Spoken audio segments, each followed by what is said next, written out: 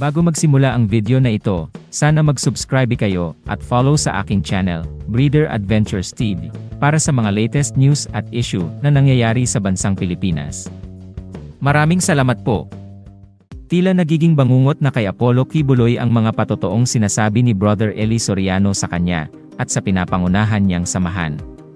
Alam ng lahat kung paano tutulan ni Brother Eli Soriano ang mga maling aral ni Quiboloy, kagaya ng sinasabi niya na siya ay sugo at siya si Kristo sa panahon ito. Sa reality. Ilang beses siya hinamon ni Brother Eli Soriano upang tindigan niya ang kanyang mga sinasabi, ngunit palagi itong iwas at kung ano-ano ang sinasabing dahilan para tindihan ang kanyang sinasabi. Ngayon dahil pumasok na sa Senado ang mga issue ni Apollo Quiboloy, sa pangunguna ni Senator Reza Hontiveros, ay tila iwas pa ding magpakita itong si Quiboloy kahit na may nilabas ng show cause order at sabina ang Senado. Maraming issue ang kinakaharap ni Quiboloy dahil marami ang lumantad sa mga kalokohang ginagawa ng pastor, kagaya ng diumano na pag-uutos sa mga miyembro niya na manghingi sa ibang tao gamit-gamit ang mga hindi totoong dahilan para lamang makapangloko ng mga kapwa. The Senate rules are firmly on our side at mismong, speaking of jurisprudence, ang Korte Suprema ay nagsalita na rin tungkol dyan. At higit sa lahat, yung mandato ng Senado na magsimpleng pa-appear sa mamamayan. Sino pa man siya at napakarami ng matataas na opisyal ng church at state ay humarap na sa komite. Kaya bakit nag-i-insist si Quiboloy na wala siyang obligasyong humarap? No? Sino ba siya para sabihin iyon? At kailangan umabot pa sa ganitong punto na may show cause order pa para hindi siya maaresto. He's actually dug his own grave, sabi ko nga. Kung sana nagpakita na siya sa unang mga imbitasyon pa lamang namin, hindi na kailangang umabot sa ganito. Honestly, I cannot think of an acceptable reason na hindi siya paarestohin.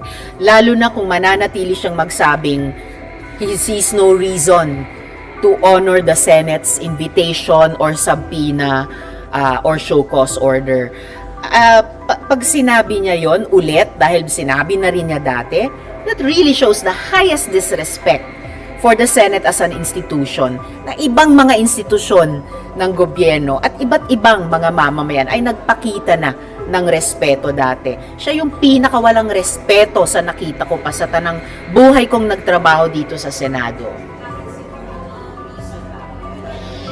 If he will cite security reasons, nandyan ang ating PNP, nandyan ang osaan ng Senado, dun sa mga ibang humarap sa Senado na nag-cite ng security concerns. Lahat po sila ay naalagaan, nailigtas para magbigay ng kanilang mahalagang testimonya sa Senado. Di siya naiiba.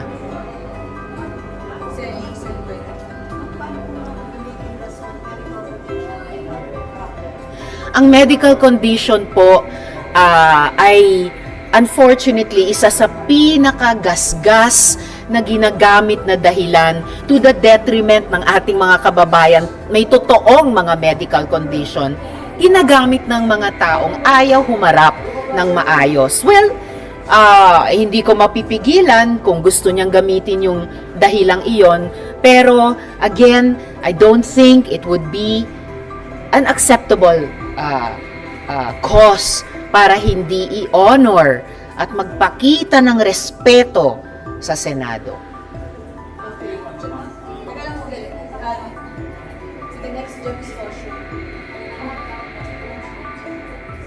Sorry?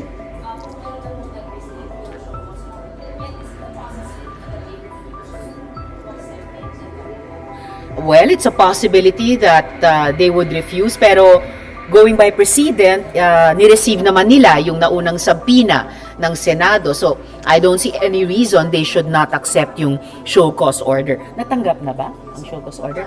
Natanggap na ang show cause order ng abogado ni Quiboloy sa Makati.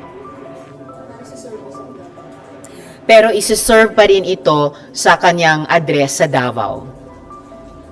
Okay na, next si Jeff's question.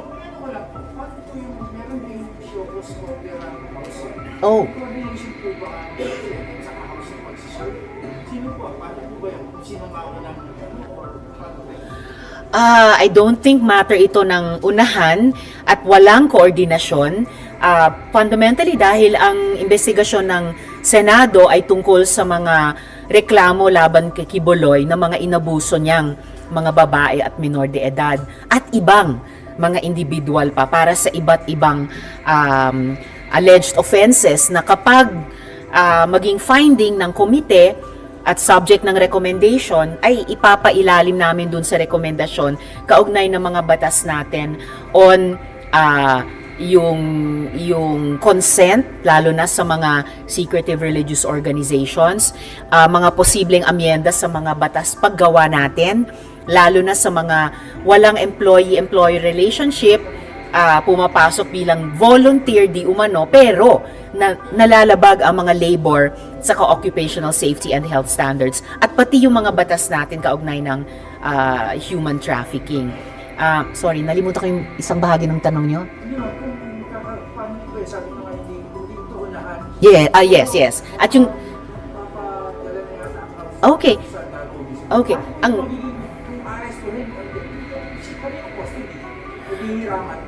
hindi ko pa po alam. Well, actually, natanong po yung huling punto nyo kung mapaaresto ng House ay hihilingin ba ng Senado, paapirin din siya dito sa aming komite para sumagot ng ibang mga tanong. Kasi sa House naman, ang cause nila ay yung franchise ng SMNI. So, posible, kung ma-custody ng House, ay pwedeng hilingin ng komite namin, paharapin din siya dito. Or kung ma-custody ng Senate, ma-imagine ko na pwedeng hilingin ng House at wala namang bar sa pagkaalam ko na magpakita ng ganyang interparliamentary courtesy yung dalawang kapulungan sa isa't isa. Okay, next, Marlon. Kung pumayag na mag-release ng show, kasi you already mentioned that in previous Senate meetings, yung mga source persons, hindi naman yung ginawa. Oo. Naglamas na agad ng superior Senate sa mga ibang source person na yun.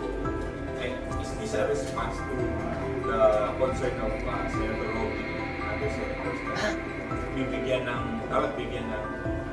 due process na si Walang paglabag sa due process ni Quiboloy. At importanteng linawin ko dito po yung show cause order na ito ay para sa na hindi siya maaresto. Yung naging objection noon, kasi nag-lapse na yon as of midnight last night, yung 7 araw para makabuo ng majority of the members of the committee na hindi po naman nabuo, yung 8, so lapse na po yung objection na yon, standing yung citing ko of ruling in contempt.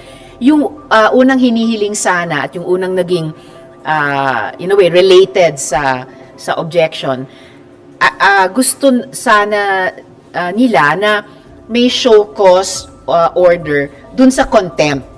So lipas na po yon kasi yung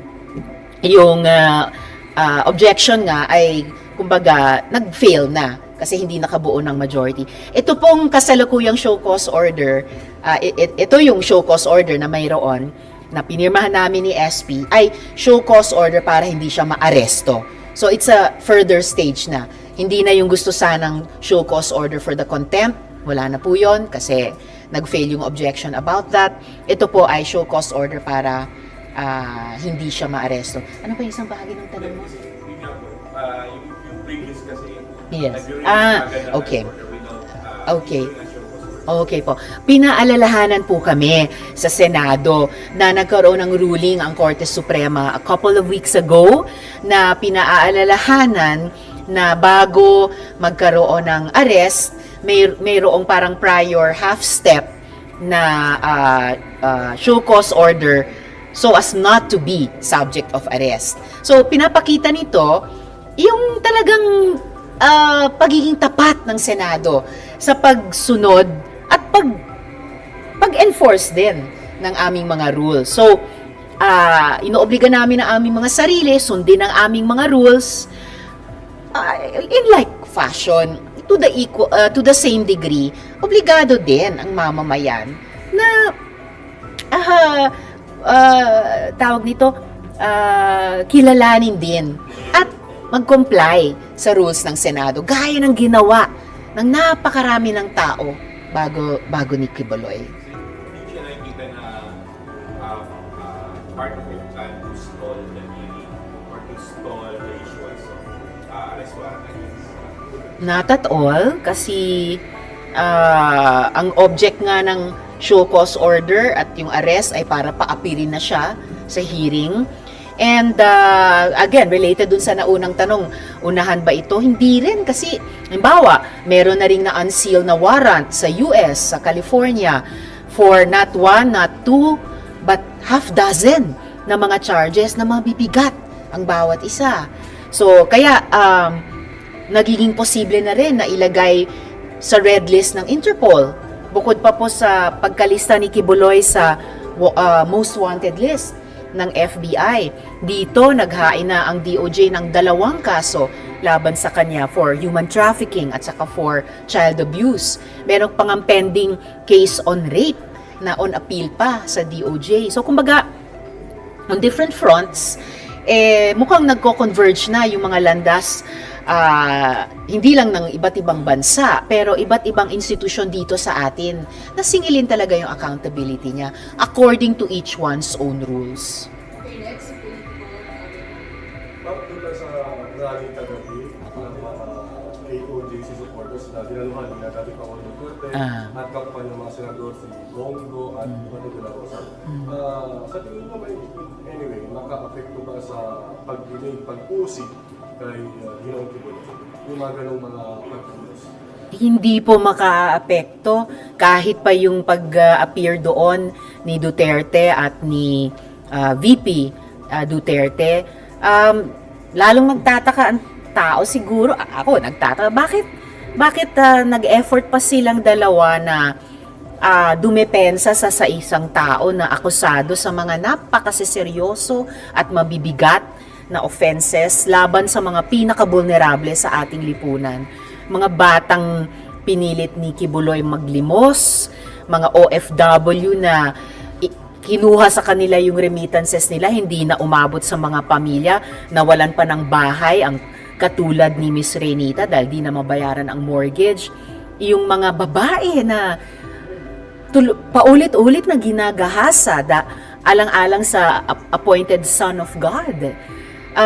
Sana yung effort nilang dalawa, binuhos na lang sa wakas pagdepensa sa ating mga mangingisda at mga kasundaluhan natin at Coast Guard laban sa pangbubuli sa China. So walang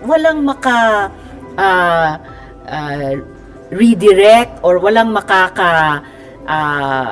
pigil sa patuloy na pagsingil ng accountability kay Quiboloy, kahit yung pagsalita nilang dalawa. At tuloy, dahil nandun si Duterte, di lalong maalala ng mga tao, yung bagong administrator ng mga pagmamay-ari ni Quiboloy.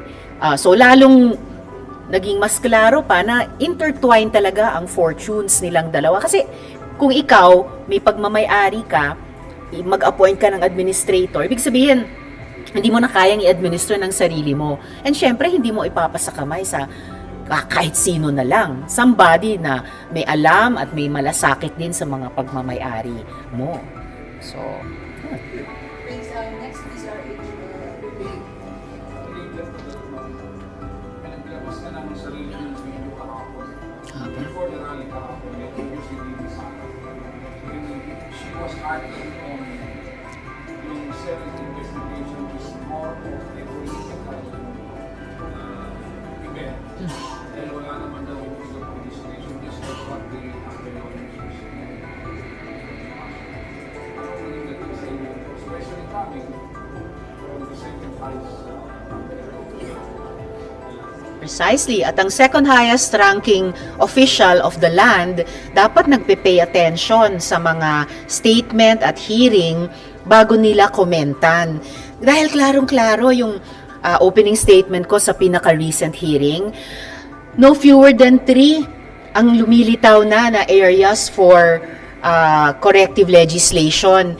Yung binanggit ko po kaninang mga batas natin tungkol sa consent lalo na sa ganyang klaseng mga secretive religious organizations, batas ng ating labor code, lalo na sa mga voluntary work di umano na walang employer-employee relationship at yung mga legal protections sa ganyang employment status at yung mga batas natin tungkol sa human trafficking. So, dapat inalam muna yan ni VP bago siya nag-comment ng ganyang wala namang kinalaman